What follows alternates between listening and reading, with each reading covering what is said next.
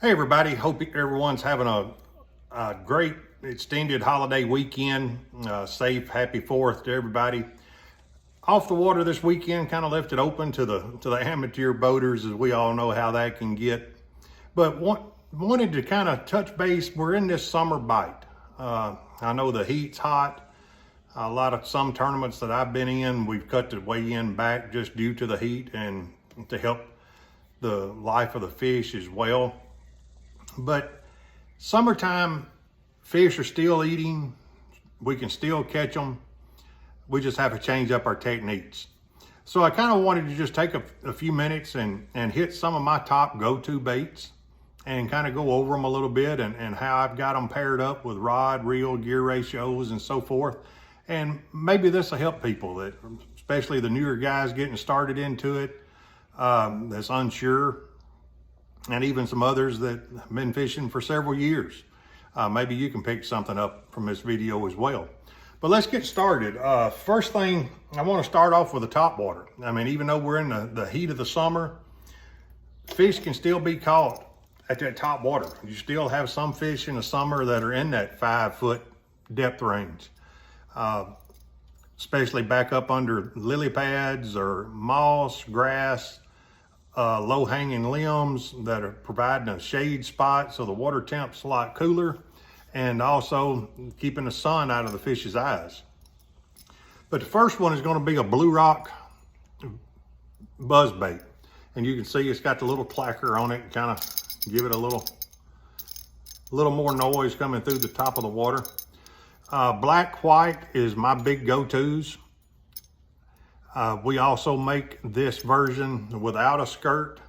It's designed a little different, but you can put a horny toad on it. So that way you kind of got the little flapping legs of the frog in the back coming across instead of a skirt. Another great option to catch those fish on top water. Next one on top water is a boom boom frog. If you haven't tried the boom boom frog, get you one or two, check them out. Great bait, very skippable bait. So that way you can get it back up under those overhanging limbs, back up in those dark places. Great coming over pads, moss, just terrific bait. I love how the skirts come out on each side instead of straight behind it. And I also love that it has a little pad here on top. It's kind of like a little Velcro pad. I'm not sure if that's the reason, but it seems like the fish hold on to this bait better on this frog for some reason. I credit it to the little pad on top. I don't know if their teeth are kind of getting stuck in that Velcro pad and that's what kind of keeps them holding on, but great bait. Kind of got eyes on both sides, one on the bottom as you can see there. But fantastic bait. If you haven't tried the boom boom frog, give it a try. Fantastic lure. Coming on down a little deeper from the top, and I think this is one that doesn't get thrown as much as it used to in the past. Seems like since the vibrating jigs and all have came out, that people have kind of gotten away from throwing this, but it's still a fantastic bait. Still catches fish in the summer just like it does spring and fall. And that's a spinnerbait. This is a 3/8 ounce Blue Rock spinnerbait. You can get them in different blade patterns. You see I've got this one rigged with a little paddle tail trailer. You can also, if you're getting short strikes on your spinnerbaits, instead of using a little trailer, put a Hayabusa trailer hook in the back. That way you'll have another trailer hook coming off the back to catch those short striking fish, but still a great way of catching fish. Next one, it's been a dynamite bait for me, and that's going to be the Blue Rock Echo Vibrating Jig. Fantastic bait, has tremendous vibration coming through the water. I think this bait, to me, has more vibration than Thunder Cricket or anything like that I've thrown. But great bait. Since I've teamed up with Jesse and Blue Rock, I can't, there's nothing to complain about with this bait whatsoever. I've got this one rigged with a Yamamoto trailer, but this setup right here has been a dynamite bait for me this year.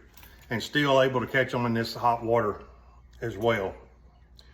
Getting on down a little lower, KVD 6XD crankbaits. I'm bad about writing a depth on the bill of my crankbaits, so I'll know which one's what. But getting down into that depth range for some of these fish, you know, they're still in the 5 foot range, but a lot of them have moved down deeper and they're getting around that structure. And timber, submerged timber, treetops, rocks, so forth. Fantastic way to get down there 15, 20 feet and get those fish. The last two I want to go over, one is a new bait, kind of a newer bait, I guess I should say, to the US market. And that's a Yamatanuki by Yamamoto Baits. If you haven't tried out the Yamatanuki, you're missing out. They make this in a 2.5 inch and a 3.5 inch like this one. You can dye the tails, throw it weightless, does not need a weight. You can cast this bait a country mile weightless.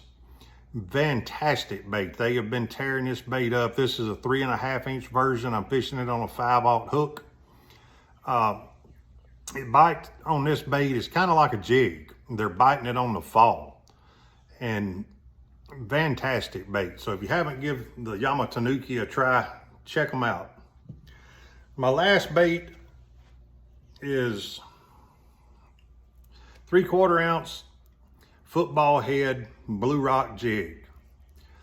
Fantastic bait this time of year. Gets that lure down quicker due to the weight and the heat. Get it to the bottom a lot faster, get it down to those treetops a lot quicker. I like on this larger jig, I like a larger style creature bait, so that's why I've got this one paired up with a Bait Cave Cricket. I don't have any affiliation with Bait Cave, but they make a good large creature bait. When it gets back into spring, fall, I'll go back to the smaller style creature baits. But great pairing here. One thing I do with my jigs, just to kind of show y'all, I've already done it with this one, but separate from where your band is on your jig, the strands that go over the top, and let it hang down. Take you a pair of scissors and give it a haircut. 1/4 inch, maybe a little more on the top. And what that does, instead of having that skirt all hanging down like this when it comes out of the pack, as you can see now, that jig's flared. And that happened just by trimming off 1/4 inch or so of just that top layer that comes out of the top of the jig above that band. And kind of makes it a little bulkier jig, bigger appearance. So that way the fish thinks, hey, I'm getting a larger meal just from changing that appearance. But just a little side tip may help you out, but that's how I do mine and really works well. Kind of go over some rod pairings. Most of my setup, I'm fishing 7 foot. I'm fishing all Kistler reels. These are the KLX series. So top water, I'm fishing KLX 7 foot medium heavy paired with a Kistler 8-to-1 gear ratio reel. When I get down to the spinner baits and the crankbaits, I'm still pairing that with a 7 foot medium heavy paired with a Kistler Series 1 with the spinner baits and vibrating jigs. That's going to be with a 7 3-to-1. Crankbait, I want the lowest gear ratio I can possibly get. And the reason I want that lower gear ratio is that crankbait's getting down deep. So I want that lower gear ratio to winch that fish up to the top of the water and get it in the boat. So that's the reason on the low gear ratio for a crankbait.